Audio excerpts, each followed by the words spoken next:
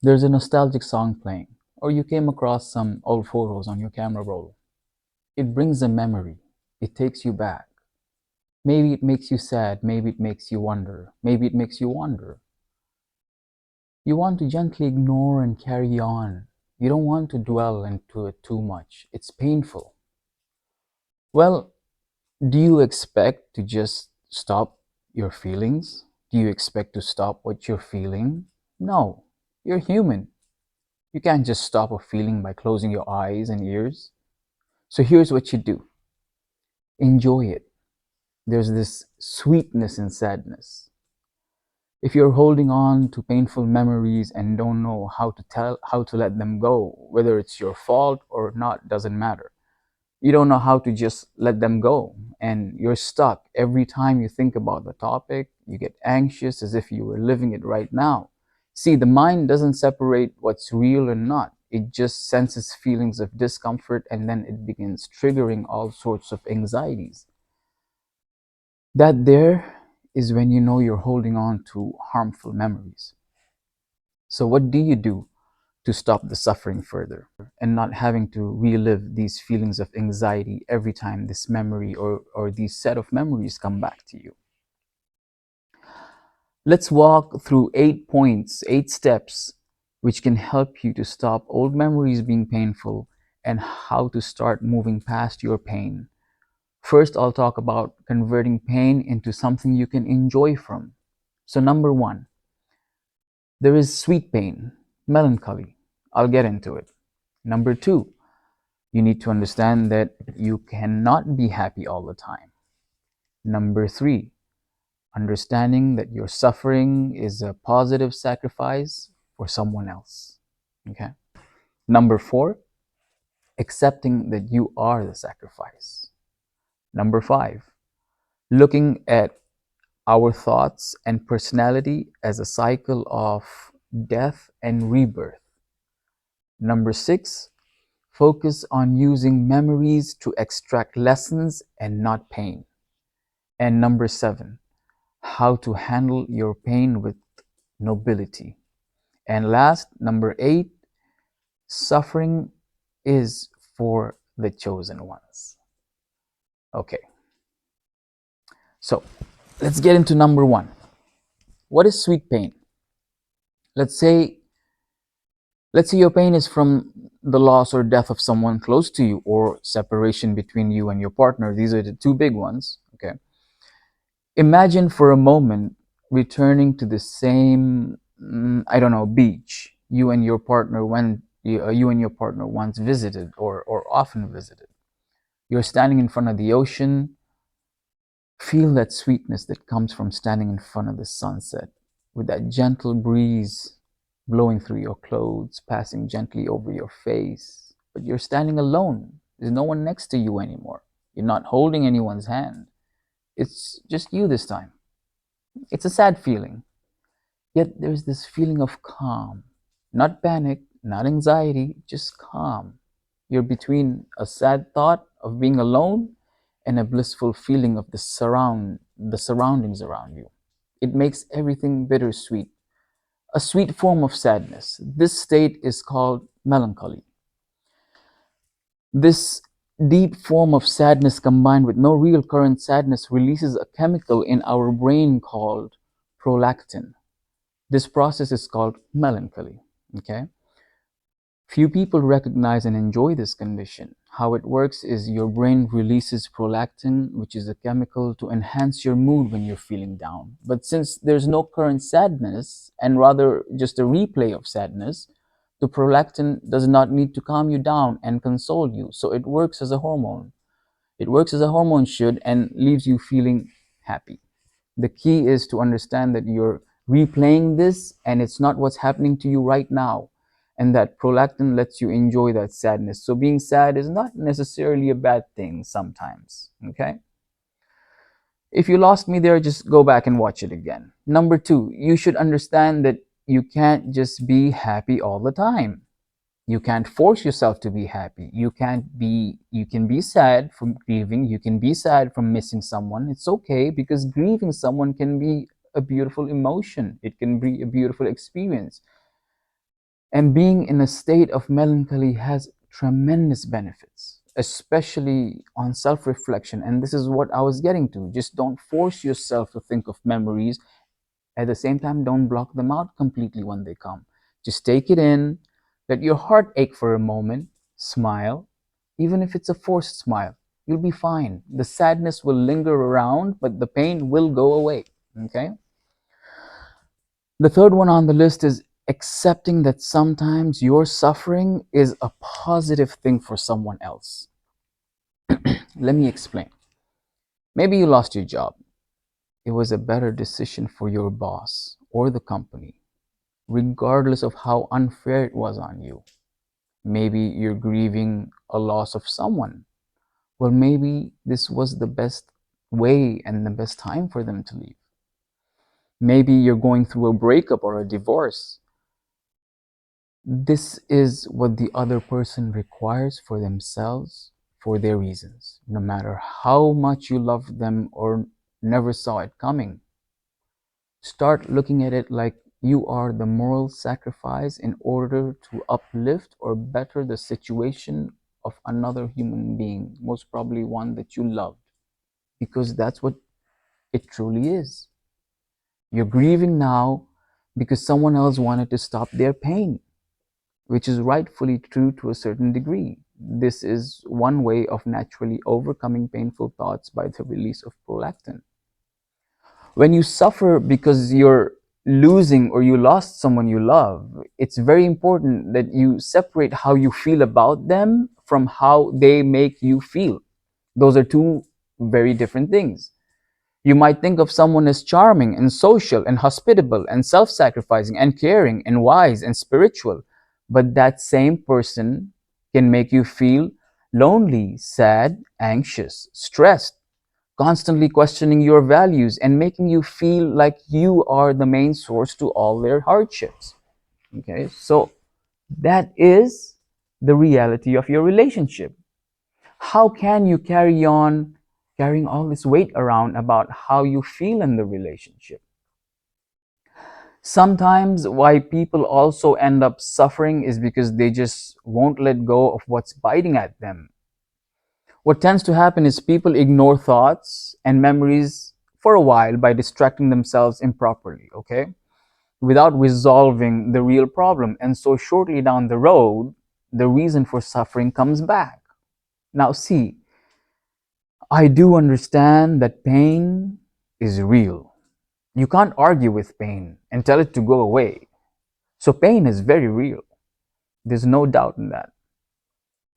And what is more real than pain? The truth. Think about it. The truth is real, and your pain is real. You're in pain. So, be true to yourself. Okay? Are you living through this moment of your life for someone else? Is this pain being caused by someone else who isn't there and doesn't want to be? Is that your pain? You might think everything is unfair, but you have to look at it from their point of view, okay? Look at their point of view to see that they are probably feeling the same thing, that it's unfair what they're going through. It's a lesson how people you were close to suddenly became strangers. And unless you're willing to keep suffering on and off, you will have to sacrifice to change things. Number four, be the sacrifice. What is sacrifice? Most people would say sacrifice is willing to give up something to get something better. And in most cases, I'd agree. But in this case, it's not that you're willing to give up something to get something, but it's that you are willing to give up something to give something. When you're willing to give up on someone to give that person, that is true sacrifice. That is the pinnacle of sacrifices. Embrace that sweet pain. Remember that melancholy is very natural. When you can enjoy every past unpleasant memory from this point of view, then the suffering decreases and the understanding of the suffering increases. Theoretically, the prerequisite to less suffering is suffering. Until you don't understand how to handle suffering in a positive way, you will continue to suffer. Number 5, looking at our thoughts and personality as a cycle of death and rebirth. Okay?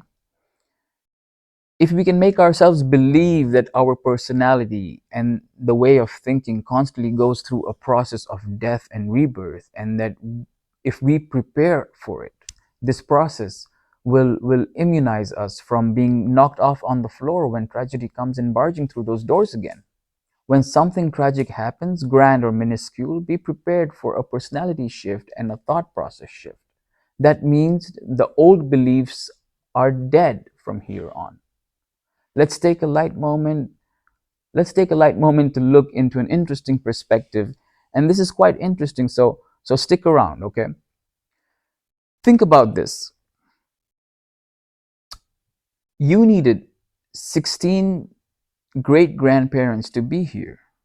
They needed 16 great grandparents of their own in order for you to be here.